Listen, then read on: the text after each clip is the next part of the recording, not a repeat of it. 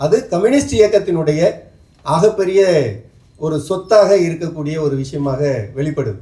அந்த அடிப்படையில் இந்த ஒரு டீமு, அந்த டீமில் ஒரு முக்கியமான பிளேயரினுடைய ரோலு, அது இந்த இயக்கத்தில் முக்கியமான பிளேயர் என்கிற ஒரு இடத்தை மேன் ஆஃப் த மேட்ச் அப்படிங்கிற மாதிரி தோழர் வந்து அதில் தன்னுடைய தடத்தை பதித்திருக்கிறார் அப்படிங்கிறது நம்ம பார்க்க வேண்டிய விஷயம்.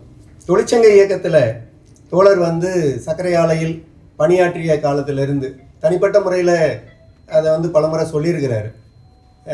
தொழிற்சங்கத்தில் ஒரு தொழிலாளி எவ்வளோ கஷ்டப்படுவான், அந்த மூட்டையை தூக்கும்போது அவருடைய உடல் மொழி எப்படி இருக்கும், அவருடைய மூளை என்ன சொல்லும், அவருடைய உணர்ச்சி என்னவாக இருக்கும் அப்படிங்கிறத தெரிஞ்சுக்கணும்னு நான் விரும்பினேன். அதனால் வந்து அந்த மூட்டையை தூக்கி பார்க்கணுன்னு நினச்சேன்.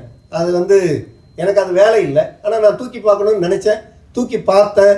அது அப்படி தூக்கி பார்க்குற போது உடனே வாவா பிடி முடி போதும் அப்படின்னு சொல்கிற அளவுக்கு அந்த தொழிலாளி இடத்துல அந்த விஷயத்தை வந்து நான் பகிர்ந்துக்கிட்டேன் அப்படிங்கிறத பதிவு பண்ணுறேன். அதை வந்து இந்த பலமுறை வாய்மொழியாக கேட்ட அந்த செய்தியை புத்தகத்தில் படிக்கிற போது அது இன்னும் கூடுதல் தாக்கத்தை ஏற்படுத்துது.